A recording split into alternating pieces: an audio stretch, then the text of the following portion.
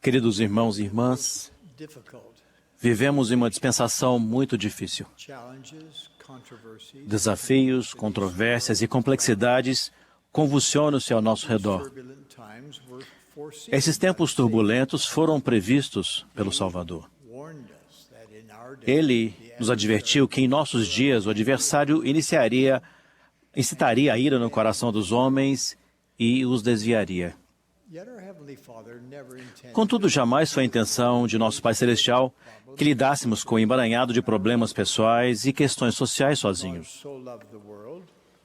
Deus nos amou de tal maneira que enviou seu Filho unigênito para nos ajudar. E seu Filho Jesus Cristo deu sua vida por nós. E o fez para que tivéssemos acesso ao poder divino. Poder suficiente para lidarmos com os fardos, os obstáculos e as tentações de nossos dias. Hoje eu gostaria de falar sobre como podemos invocar em nossa vida o poder de nosso Senhor e Mestre, Jesus Cristo. Começamos aprendendo sobre Ele. É impossível sermos salvos em ignorância. Quanto mais sabemos sobre o ministério e a missão do Salvador, quanto mais compreendemos sua doutrina e o que Ele fez por nós, mais entendemos que Ele pode nos dar o poder de que necessitamos em nossa vida. No início deste ano, convidei os jovens adultos da igreja a consagrar uma porção do seu tempo toda semana para estudar tudo o que Jesus disse e fez, conforme registrado nas Escrituras padrão. Convidei-os a permitir que as citações das Escrituras sobre Jesus Cristo que se encontram no Guia para o Estudo das Escrituras se tornassem seu currículo principal. Fiz esse desafio porque eu mesmo já o havia aceitado. Li e sublinhei cada versículo citado sobre Jesus Cristo, conforme alistados nos 52 subtítulos que se encontram no Guia para o Estudo das Escrituras. Quando concluí esse exercício empolgante, minha esposa me perguntou que impacto isso teve sobre mim. Eu disse: sou outro homem agora. Senti uma renovada devoção a Ele ao ler novamente no livro de Mórmon a declaração do próprio Salvador sobre sua missão na mortalidade. Ele declarou: eis que vos dei o meu evangelho, e este é o meu evangelho que vos dei, que envio ao mundo para fazer a vontade de meu Pai, porque meu Pai me enviou. Então, enviou-me para que eu fosse levantado na cruz. Nós, santos dos últimos dias, nos referimos à missão dele como a expiação de Jesus Cristo, a qual tornou a ressurreição uma realidade para todos e permitiu que a vida eterna seja possível àqueles que se arrependerem de seus pecados, receberem as ordenanças e convênios essenciais e são fiéis a eles. É doutrinariamente incompleto referir-se ao sacrifício expiatório do Senhor usando atalhos como a expiação, o poder capacitador da expiação, ou aplicar a expiação, ou ser fortalecido pela expiação.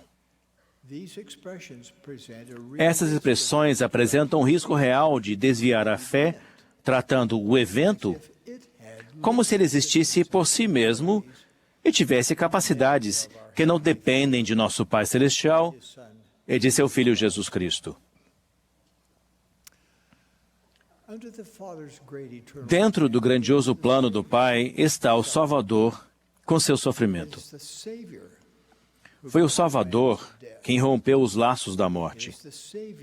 Foi o Salvador quem pagou o preço de nossos pecados e de nossas transgressões. Ele apaga esses pecados se nos arrependermos. É o Salvador quem nos livra da morte física e espiritual. Não existe um ser sem forma chamado a expiação, ao qual imploramos socorro cura, perdão ou poder. Jesus Cristo é a fonte. Termos sagrados, tais como expiação e ressurreição, descrevem o que o Salvador fez, de acordo com o plano do Pai, para que vivamos com esperança nesta vida e ganhemos a vida eterna no mundo vindouro. O sacrifício expiatório do Salvador, o ato central de toda a história humana, é mais bem compreendido e apreciado quando nos ligamos a ele de modo expresso e claro. A importância da missão do Salvador foi ressaltada pelo profeta Joseph Smith, que disse enfaticamente: os princípios fundamentais de nossa religião são o testemunho dos apóstolos e profetas a respeito de Jesus Cristo. E ele morreu, foi sepultado, ressuscitou no terceiro dia e ascendeu ao céu. Todas as outras coisas de nossa religião são meros apêndices disso. Foi essa declaração do profeta que incentivou 15 profetas, videntes e reveladores a emitir e assinar um documento com seu testemunho para comemorar o aniversário de 2000 anos do nascimento do Senhor. Esse testemunho histórico chama-se O Cristo Vivo.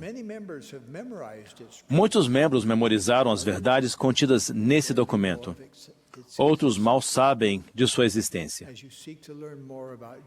Ao procurarem aprender mais sobre Jesus Cristo, eu os exorto a estudar o Cristo Vivo.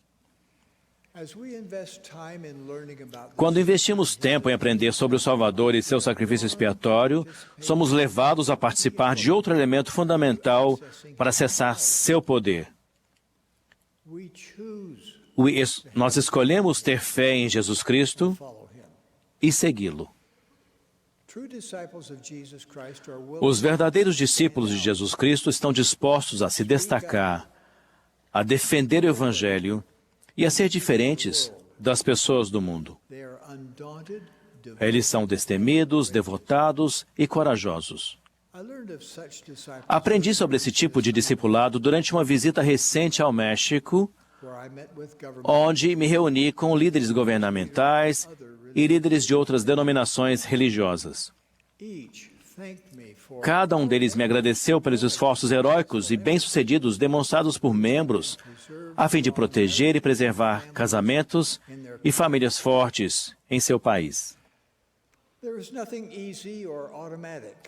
Não há nada de fácil ou automático no que diz respeito a se tornar um discípulo poderoso. Nosso foco deve estar firmemente voltado para o Salvador e seu Evangelho.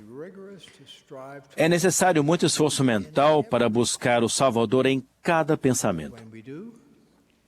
Mas quando nos esforçamos, nossas dúvidas e nossos temores se vão. Recentemente, soube de uma jovem destemida Laurel. Ela foi convidada para participar de uma competição estadual de sua escola do ensino médio na mesma noite em que havia se comprometido a participar de uma reunião da Sociedade de Socorro na Estaca. Quando percebeu o conflito, explicou aos responsáveis pela competição que ela precisaria sair mais cedo para participar de uma reunião importante. Disseram-lhe que ela seria desqualificada se o fizesse.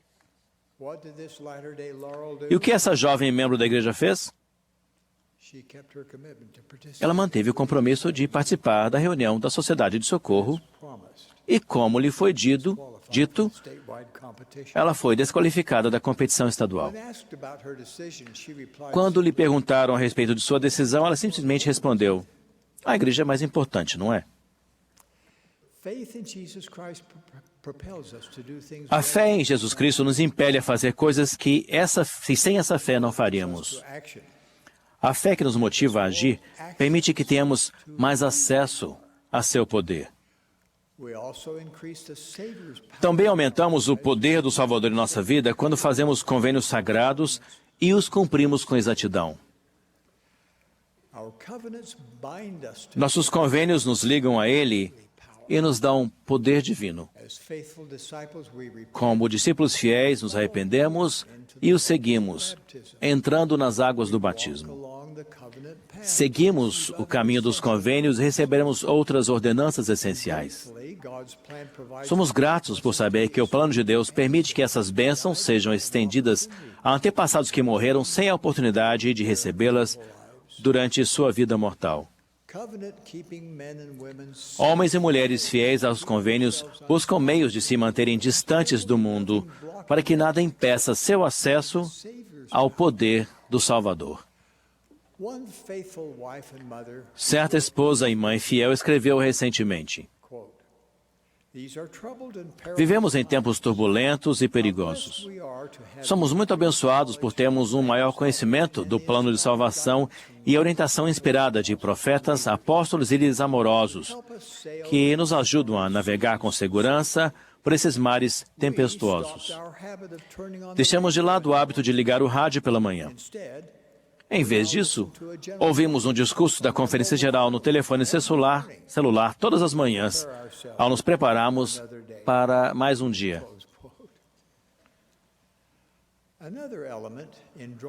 Outro elemento que invoca o poder do Salvador em nossa vida é buscá-lo com fé, o que requer esforço diligente e concentrado. Lembram-se da história bíblica da mulher que sofreu por 12 anos com uma doença debilitante? Ela exerceu grande fé no Salvador ao exclamar: se tão somente tocar as suas vestes, sararei. Essa mulher fiel e concentrada e centrada precisou se esforçar ao máximo para ser capaz de acessar seu poder. Seu esforço físico foi um símbolo do seu esforço espiritual. Muitos de nós clamamos do fundo do coração algo semelhante às palavras dessa mulher. Se eu pudesse me esforçar espiritualmente o suficiente para invocar o poder do Salvador em minha vida, eu saberia como lidar com essa situação agonizante. Eu saberia o que fazer e teria o poder para fazê-lo. Ao buscarmos o poder do Senhor para a nossa vida, com a mesma intensidade de alguém que luta para conseguir respirar quando está se afogando, teremos o poder de Jesus Cristo.